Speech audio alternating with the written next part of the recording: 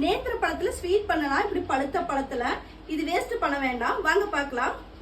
இவங்களை தொளிச்சு இப்படி கட் பண்ணி வச்சிருக்கிறேன். இப்போ ஜார்ல இவங்களை சேர்த்துக்கலாம்.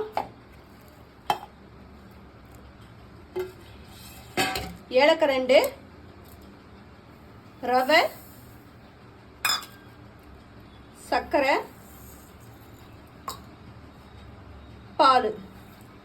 இவங்களை நல்லா அரைச்சு எடுத்துக்கலாம். அரைச்சு எடுத்தாச்சு. இப்போ இவங்களை மாத்திக்கலாம்.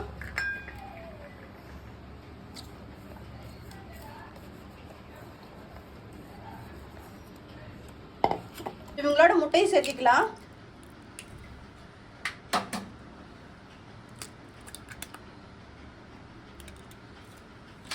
உப்பு ஒரு பிஞ்சளவு சேர்த்துக்கலாம். நல்லா கலந்துக்கலாம்.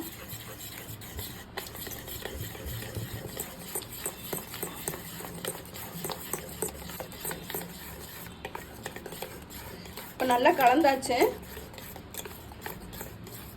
இந்த அளவு கலந்து எடுத்துக்கலாம்.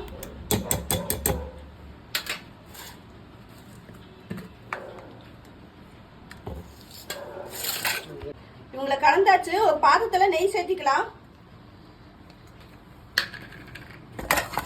எல்லா பக்கம் தடவி எடுத்துக்கலாம்.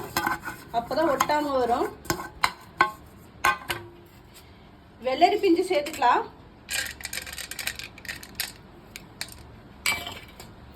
தேங்காய் சேர்த்துக்கலாம். தேங்காய் வந்து பின்னாடி தோல் நீக்கி எடுத்துக்கணும்.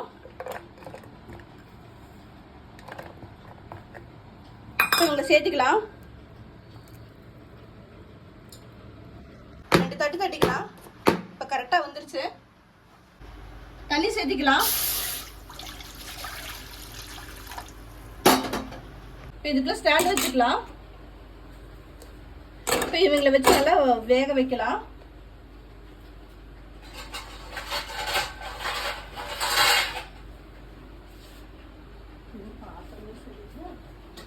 ஒரு மூடி போட்டு இது மேல மூடி போட்டு நல்லா வேக வச்சிடலாம். கேக் வெந்துருச்சுங்க. இது கத்தி வச்சு சுத்தி இது பண்ணிக்கலாம். அப்பதான் விடும். இப்போ கமுத்திக்கலாம்.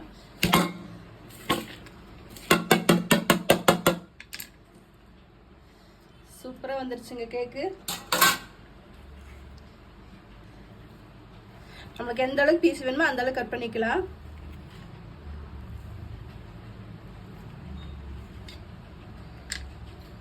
டேஸ்ட் எப்படி இருக்குன்னு பார்த்தலாங்க.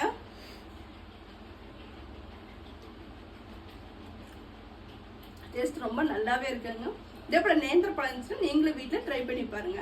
எங்க ரெசிபி பிடிச்சுன்னா லைக் பண்ணுங்க. பாய்.